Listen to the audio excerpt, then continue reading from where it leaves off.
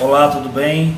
Instrutor Matheus Henrique, mais uma vez, para conversar com você e discutir, você, nosso aluno, dos nossos cursos online, a respeito de conteúdos relevantes para o seu aprendizado.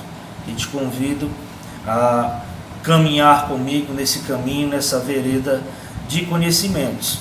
E o assunto que vamos conversar hoje são as noções gerais, os conceitos gerais a respeito de licitações, contratos e convênios. Então, um tema tão relevante, tão interessante no campo do direito administrativo e especialmente aplicado ao serviço público, à gestão pública, ou seja, à administração pública. Então, nesse curso nós observaremos o que seria um contrato, observaremos os modelos de contrato, observaremos também as espécies de termos de pactuação, de convênios, as especificações da lei de licitações, o que rege, o que a lei manda concernente a licitações. Teremos essa noção de um contexto geral e também analisaremos item a item, passo a passo, as modalidades dessa licitação, esse processo ou um certame, um processo licitatório, isso dá ideia de burocratização, de burocracia.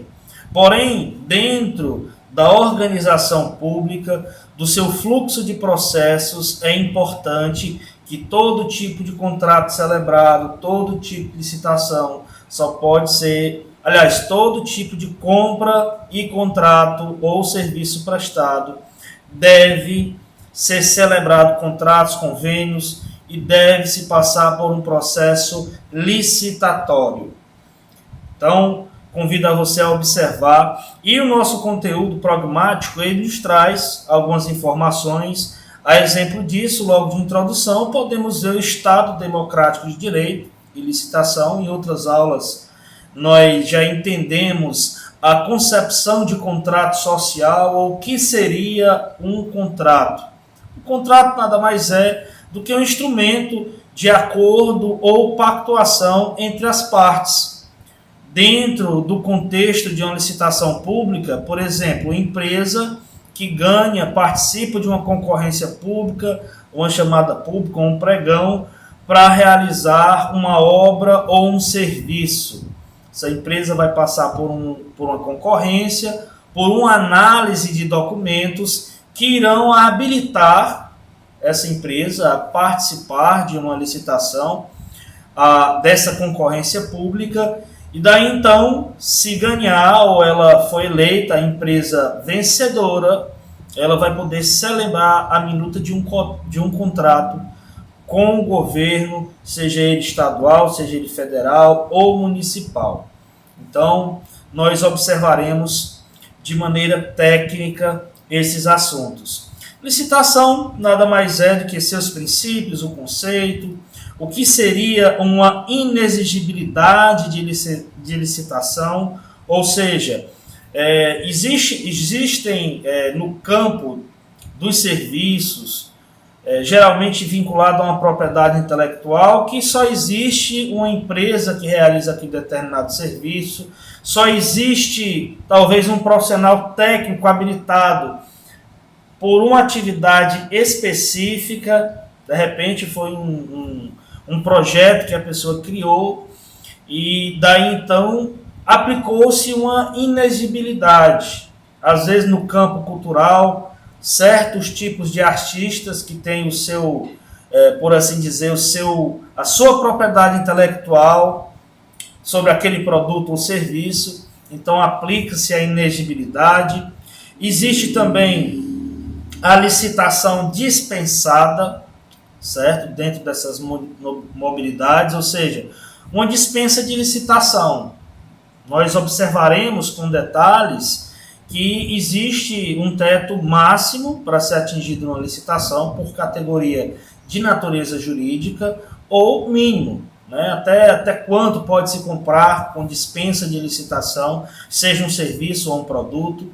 Nós observaremos também que tipo de empresa, com especificação também da micro e pequena empresa, alguns tipos de licitação em que ela se adequa, ou seja, se ela está apta a participar, de que tipos de licitação ou modalidades. Então, tudo isso nós vamos observar dentro desse regime diferenciado de contratações dentro do âmbito da licitação. É um conteúdo bem extenso, você, aluno, vai perceber aí no seu caderno de atividades que, além de análise de leis, de modelos pressupostos, você vai observar cada categoria de maneira específica. Então é importante que na sua leitura você faça pausadamente, faça anotações pertinentes, porque é um conteúdo muito burocrático e também muito formal.